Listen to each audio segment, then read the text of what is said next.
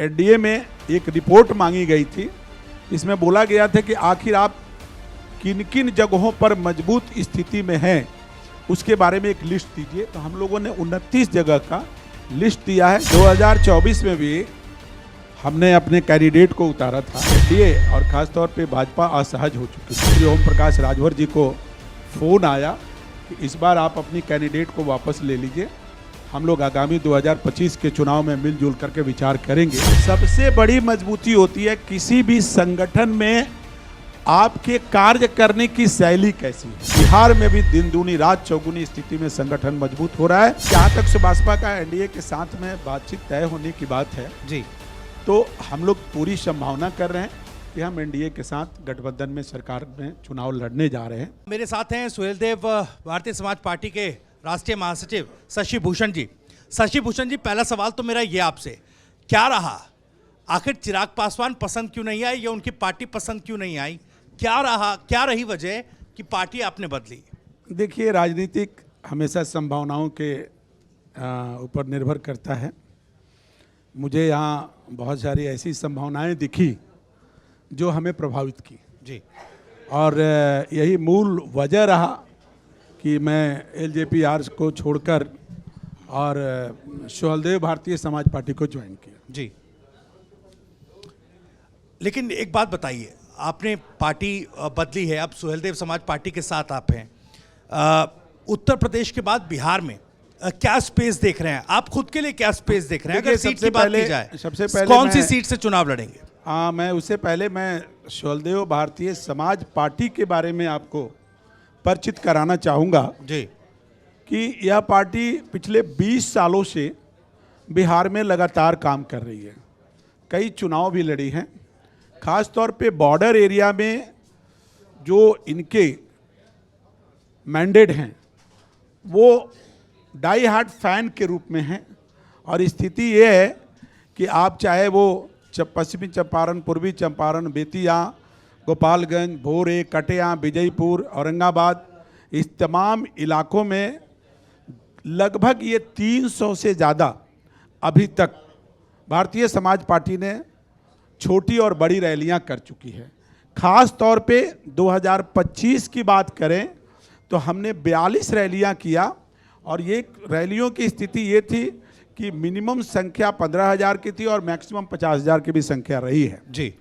तो इससे आप अंदाज़ा लगा सकते हैं कि बिहार में हमारी क्या स्थिति है। उससे भी बड़ी बात आपको बताना चाहूँगा कि अभी हम लोगों ने 12 तारीख को एक राष्ट्रीय अधिवेशन किया था जिसमें हमारे राष्ट्रीय अध्यक्ष श्री ओम प्रकाश जी आए थे, जिनके स्वागत के लिए हम लोगों ने बेली रोड से एक रैली निकाली थी जिसमें तकरीबन हमारे लगभग 5,000 से ऊपर कार्यकर्ता थे जो पूरे बिहार प्रदेश से आए थे। और उस दिन की स्थिति ये थी कि लगभग इनकम टैक्स गोलंबर से लेकर और रविंद्र भवन तक अंदर और बाहर काफ़ी भीड़ थी।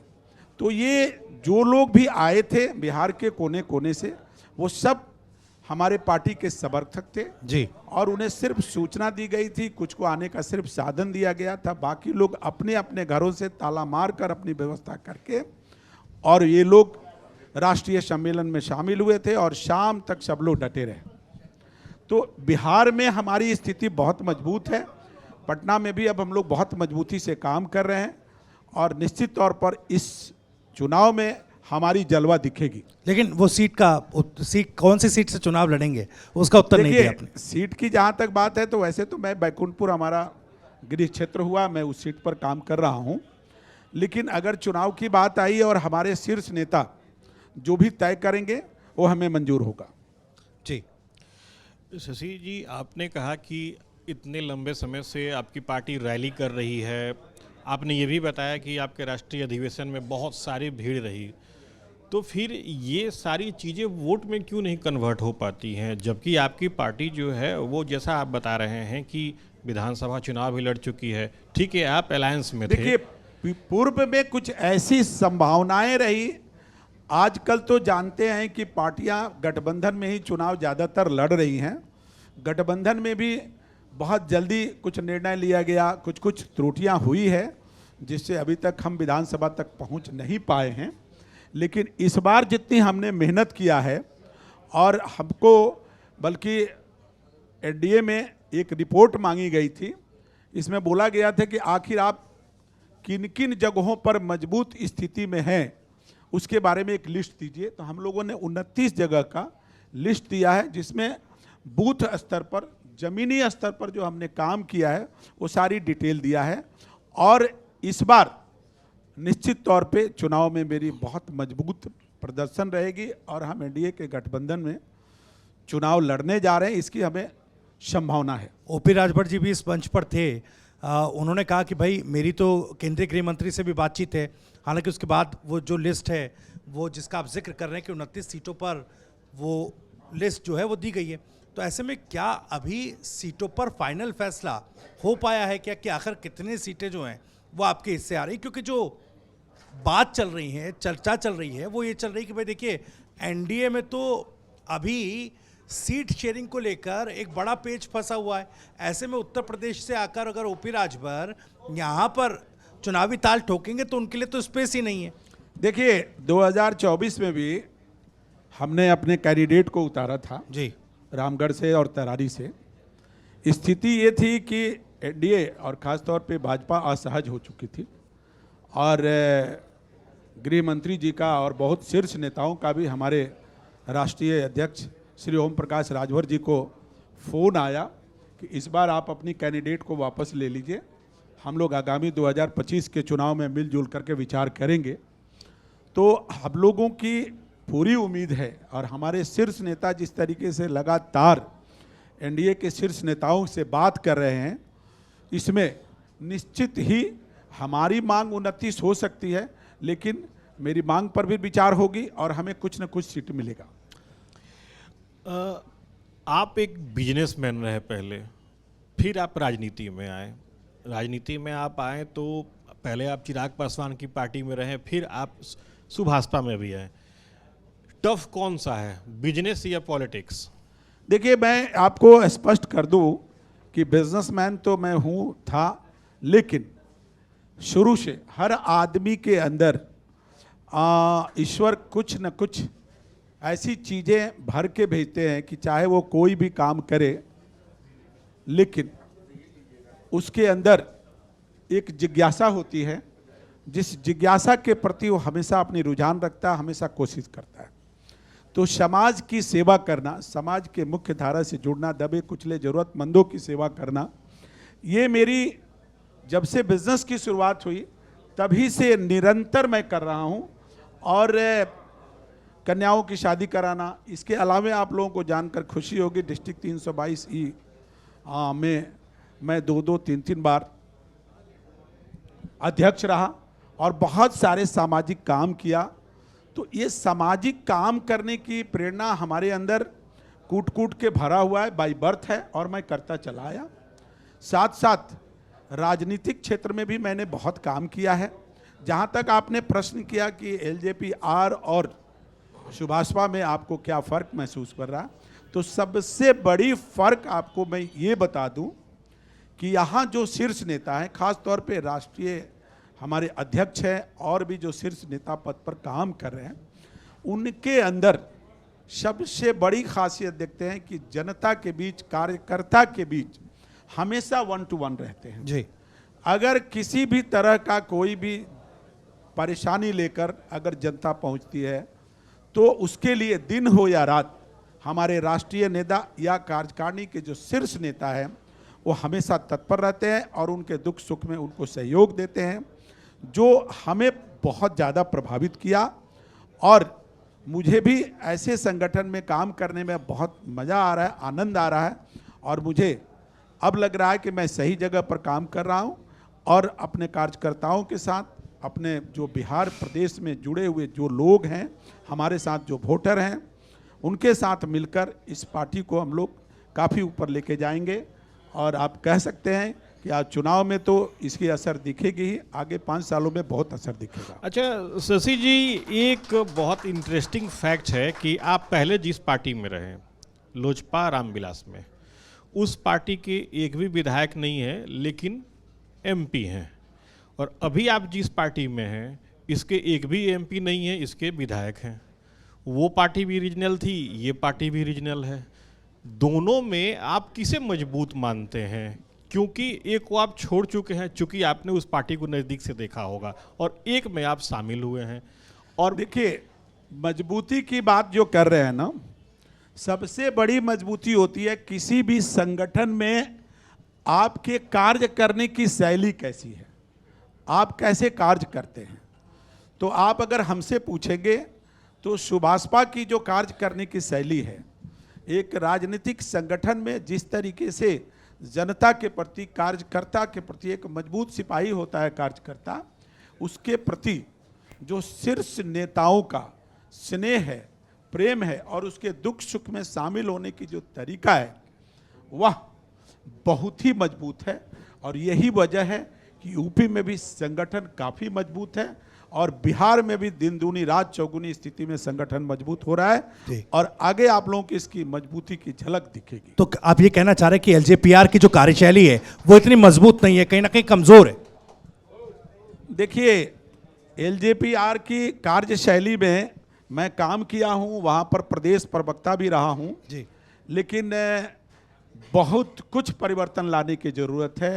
कार्यकर्ताओं के लिए जो रुझान होना चाहिए, शीर्ष नेताओं की मिलने का तरीका, 1-to-1 होने का तरीका, उनके जो समस्याएं हैं जो उनको सुनने का तरीका है, उसमें बहुत परिवर्तन करने की ज़रूरत है। आपके मंच से मैं एक संदेश भी दे रहा हूं कि पार्टी अगर इन सब चीज़ों में सुधार करेगी तो भविष्य में पार्टी के संगठन को मजबूत बनाने में उनको योगदान मिलेगा। जी, क्योंकि अभी सीट शेयरिंग को लेकर तमाम चीज़ें चल रही हैं, अटकलें चल रही हैं। चिराग पासवान भी कह रहे हैं कि उनको सीटें इतनी चाहिए, एक नंबर भी वो दावा कर रहे हैं कि भाई 40 के आसपास सीटें वो चाहिए। तो उस पर आपका क्या टेक है? देखिए, दावा तो हम भी 29 सीट का कर रहे हैं जी, दावा वो जितनी भी कर लें, लेकिन अब तो एनडीए और उनके बीच और शीर्ष नेताओं के बीच बातचीत हो रही है और अब उन्हें कितना सीट मिलेगी इस बारे में मैं कुछ कह पाऊं ये जल्दीबाजी हो। एक महत्वपूर्ण सवाल बिहार की राजनीति से और SC/ST रिजर्वेशन को लेकर, अनुसूचित जाति जनजाति का जो आरक्षण है, इसको लेकर आरजेडी उसने हल्ला बोल रखा है। वो कह रहे हैं कि भाई जो फैसला था बिहार सरकार का, नीतीश सरकार का, उसको 9वीं अनुसूची में 65% तक बढ़ाए जाने का आरक्षण को, उसको 9वीं अनुसूची में शामिल करेंगे हम। उसको लेकर वो आंदोलन भी कर रहे हैं, प्रदर्शन भी कर रहे हैं। आपका क्या टेक है? देखिए, बहुत स्पष्ट मैं कर दूं कि अब जुमलेबाजी से बिहार में राजनीतिक पार्टी कोई भी राजनीति नहीं कर सकती है। बिहार की जनता अब सजग हो चुकी है, बिहार के नौजवान बहुत सजग हो चुके हैं। बहुत सारी पार्टियां पूर्व में जुमलाबाजी करके, तरह तरह के लुभावने वायदे करके और चुनाव जीतती रही, लेकिन अब वही पार्टी बिहार में चुनाव जीत सकती है, सरकार बना सकती है। आज डबल इंजन की सरकार ने बिहार में जितना काम किया है और आप देख रहे हैं कि हमारे आदरणीय प्रधानमंत्री जी ने जो बिहार के लिए सौगात दिया है, जी, हमारे मुख्यमंत्री नीतीश कुमार जी ने जितनी सौगात दिया है, सच पूछिए तो अपोजिशन के पास अब कुछ बोलने के लिए रहा ही नहीं। लेकिन आप कह रहे हैं कि इसका आरजेडी वजह है जी, कि ये लोग तरह तरह का मुद्दा उठाते हैं, बिना सिर पैर का मुद्दा उठाते हैं और बस काम है कि हल्ला बोलकर किसी तरह से पब्लिक को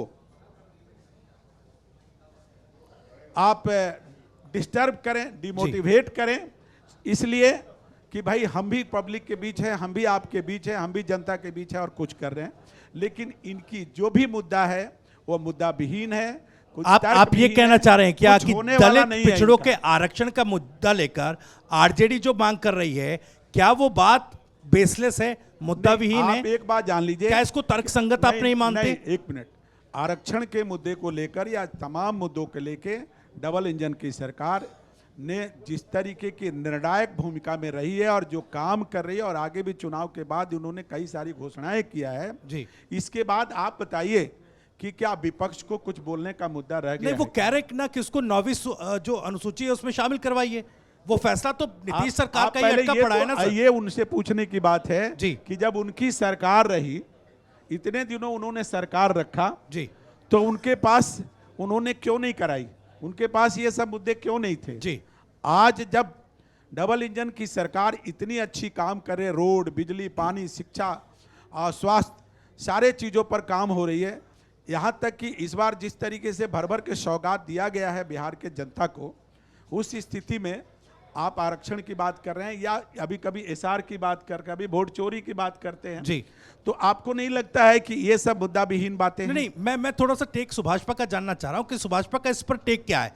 क्या वाकई दलितों का, पिछड़ों का जो आरक्षण बढ़ाने की मांग है, क्या सुभाषपा उसके साथ खड़ी है? बिल्कुल और साथ खड़ी है साहब। सुनिए, अगर साथ खड़ी है सुभाषपा तो का फिर एक ही क्यों स्टैंड नीतीश है। सरकार से ये मांग करती है कि जब वो मौजूदा समय में एनडीए की सरकार है तो उसको 9वीं अनुसूची में शामिल किया जाए? मैं भी आपको बता दूं, स्पष्ट कर दूं जी। कि सुभाषपा का एक ही कहना है कि आरक्षण, जिन लोग जो आरक्षण से ऊपर उठ चुके हैं, जो आरक्षण से सुख सुविधाएं जो इतनी उनको बढ़ चुकी है कि अब उन्हें चाहे किसी भी जाति के हो, उन्हें आरक्षण की आवश्यकता नहीं है, उन्हें तो आरक्षण की सुविधा छोड़ देनी चाहिए। जी लेकिन जिन लोगों को अभी आरक्षण की जरूरत है, जो दबे कुचले और निचले पौदान पर खड़े हैं, उन्हें निश्चित तौर पे आरक्षण मिलनी चाहिए। आरक्षण के जरिए उनका विकास होना चाहिए और इसमें सुभाषपा का नहीं, बिल्कुल अभी थोड़ा सा मुझे लगता है कि थोड़ा सा सुभाषपा का टेक इस पर क्लियर नहीं है। मैं जानना चाह रहा हूं, इसी में से अगला सवाल ये है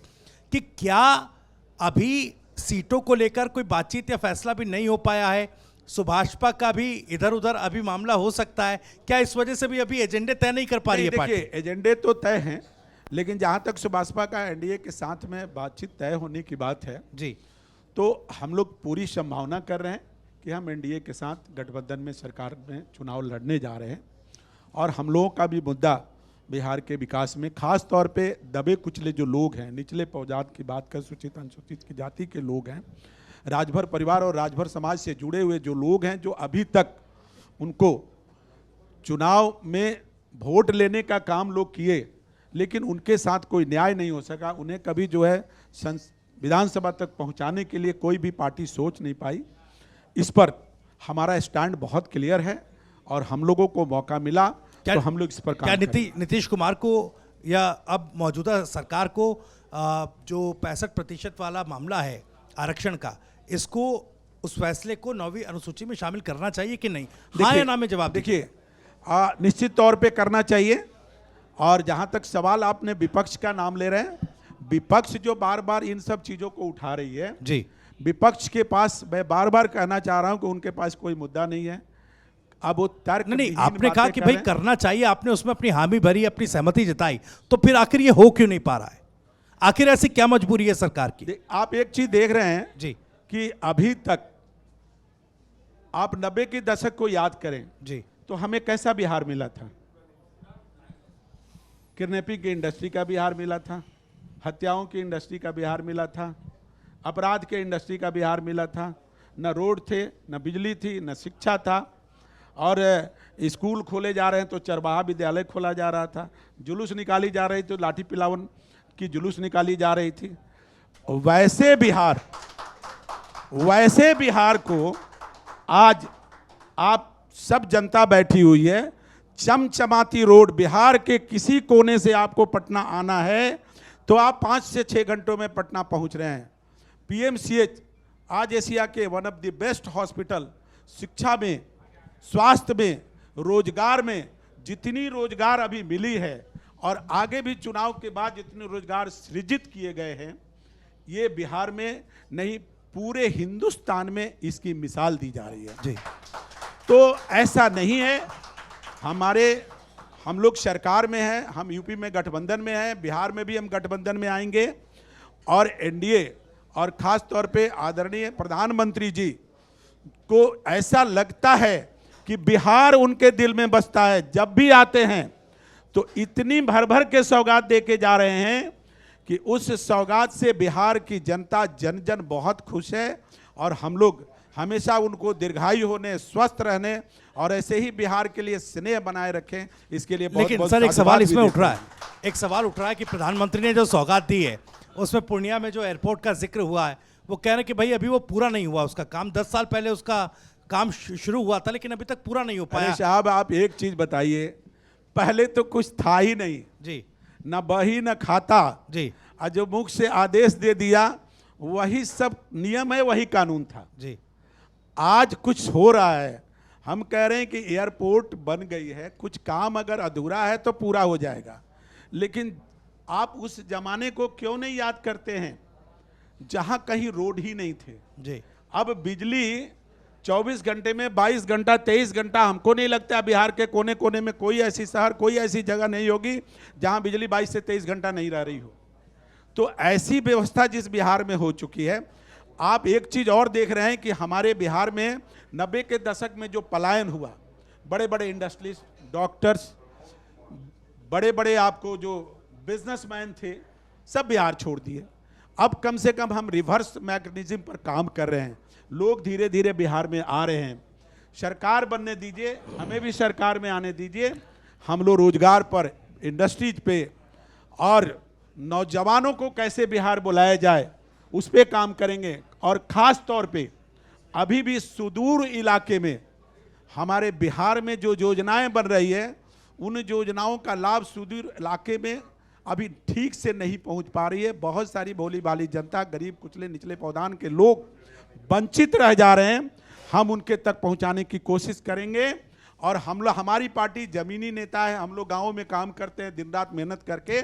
ऐसे भी अभी लोग हैं जो बेघर हैं, चौक चौराहे पर सोने के, बोरा पर सोने की कोशिश करते हैं।